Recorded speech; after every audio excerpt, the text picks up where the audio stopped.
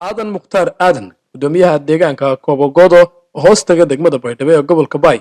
waxa uu ka sheekaynayaa caqabadihii ka soo maray kadib markii ay waayeen goob ay ku kaydsadaan dalagga beerahooda. Caqabadahaasi waxa ay meesha ka baxeen markii ay dadka deegaanka oo kaashanaya hay'adaha Samreeb ay halkan ka hirgeliyeen dhismahan hoolka ah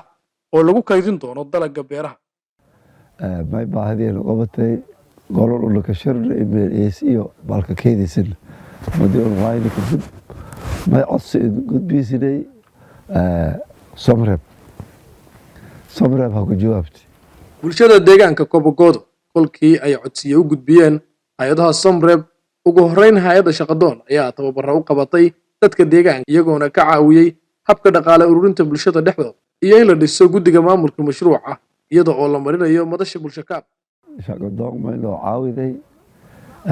si tababarin siiday sida akoonka leefuru dadka oo lacag ururi boqolkiiba 30 waxaan ku qaadnay macaan taasoo loo caawiday wala ku koosnay ulma udiin odayaal haween dhalinyaro imaam walaha koos. xilligan bulshadu waxa ay yaqiinsan yihiin in ay iyagu wax qabsan karaan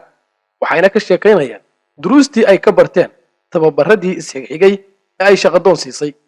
fakaarkan may ku duusinyaa dhismadii hore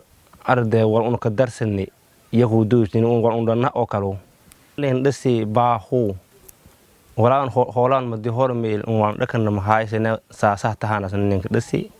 wala saga keesadaan balakin ninka jar wal ninka jar ma argaw wala ka keesadaan hoolaan balanka keesadaan heelkan ismadan waa ku baranay